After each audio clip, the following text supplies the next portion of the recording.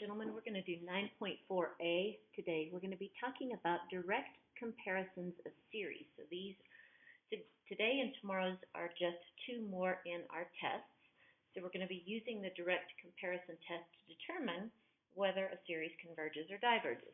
So nothing incredibly new, just another new test. Alrighty, so far we have managed fairly simple series that have distinguishing characteristics. But if I make a slight deviation, that could change the nature of the series. So for example, here's what I mean.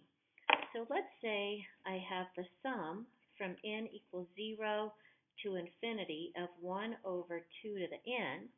Well, I know that this is a geometric. By the way, this is called a geometric test. This is the same thing as 1 over 2 raised to the n. And because r is less than 1, then we know that our series would converge.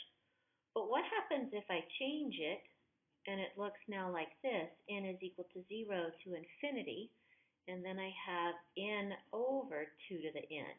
Well, now it's no longer geometric, and so I can't use that test to determine whether or not my series converges. Okay? So what about this situation? What if I had the sum from n equals 1 to infinity of 1 over n cubed? Well, this little guy is a p series, and p would be equal to 3, which is greater than 1, which means that the p series would converge. But that doesn't equal a series that's written like this, from 1 to infinity of 1 over n cubed plus 1. Because this has a constant added, this is not a series, or not a p series, so then the same rules wouldn't apply. Okay? All right, for the third one, what if I had a sub n is equal to n over n squared plus 3 squared? I could integrate that pretty easily. So I could just use simple u substitution, so I could integrate I guess I'll write it like that, f of x dx using u substitution, and that would be a fairly straightforward process.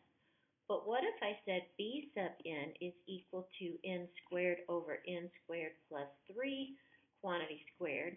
Well, it's no longer as easy to integrate, because if I try my u substitution, I'm not going to get the term in the top, and I'm going to have to do some fancy math. So we're going to come up with another test, and it's called let me get a different color, because we like colors, direct comparisons test. All right, so here are the criteria.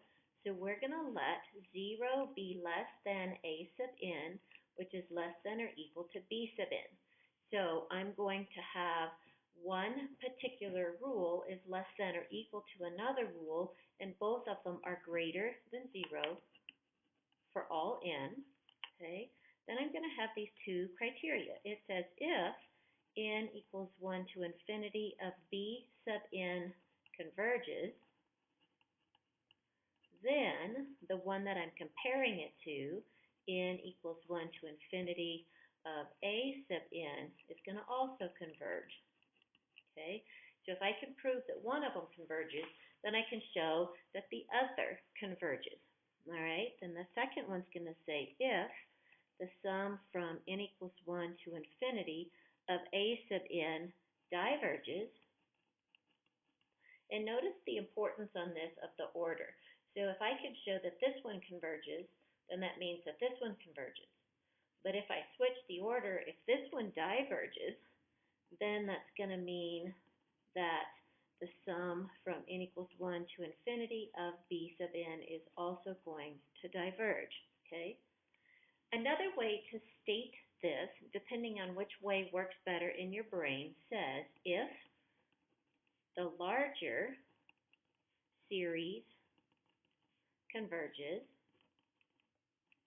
which in this case would have been b sub n, then the smaller series also converges.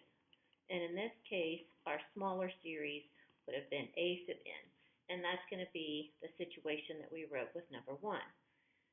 The other one says if the smaller series diverges, and that would be a sub n, then the larger series, oops, you can't see it, then the larger series is going to also diverge. And our larger series was b sub n. Alrighty? So let's walk through it. You have a couple of short videos, so that's kind of nice. So let's walk through. Oh, that one has a coffee stain. Shocker. All right. So for our first example, we want to, and again, this is a shocker, determine the convergence or divergence. I don't think we've ever had a whole chapter where each example has the same directions. So this is going to be n is equal to 1 to infinity of 1 over 2 plus 3 to the n. So we're going to break this apart and decide what it resembles. So we're going to say that this resembles the sum, from n equals 1 to infinity. That looks a little trash, sorry, of 1 over 3 to the n, which is a geometric series, because I could rewrite this as 1 over 3 raised to the n. My r is 1/3, which is less than 1. Therefore, the geometric series would converge. And then by comparison, so remember, you always want to identify which test you're using. I would say that a sub n is 1 over 2 plus 3 to the n, and b sub n is going to equal 1 over 3 to the n, and a sub n is less than b sub n. So let's talk about that. Notice that this part of your denominators are the same, but if I add a constant, that means that the denominator of a sub n becomes bigger, and if the denominator becomes bigger, that means that the value for the whole series is going to get smaller. We know that n is greater than or equal to 1.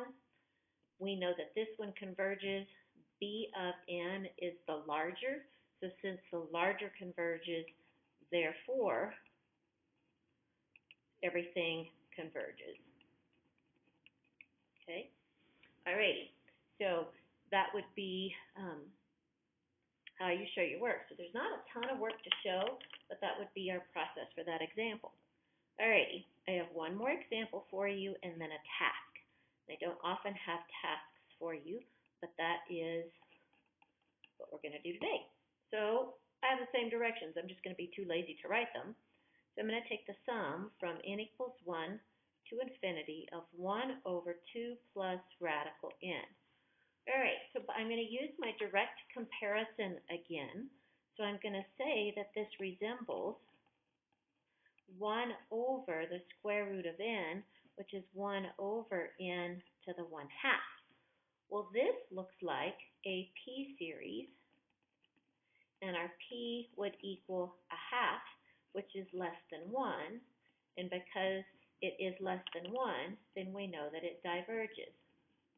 Okay, so I would say my a sub n is going to be 1 over 2 plus the square root of n, and b sub n is going to equal 1 over the square root of n, and a is less than, I forgot the n, a sub n is less than or equal to b sub n, and n is greater than or equal to 1. So on this one, we know that the smaller, and I'll talk about that just a sec, diverges. Okay, so let's talk about this. This is the smaller because if I compare 1 over the square root of n and 1 over the square root of n, and I make the denominator of this guy bigger, that means that the net effect to the whole thing means a bigger denominator makes this whole expression smaller. So then the smaller diverges, and because the smaller diverges, then the series, you can't see it, sorry, then the series is going to diverge. All right. So unlike other videos, I actually have a task for you. Sad day, I'm out of paper. Please, let me get another piece of paper. All right, we'll recycle. Ooh, I'm blue. Oh, I'm regular. Huh. Love technology. So here's what I'd like you to do. So I'd like you to start a list in your own terms.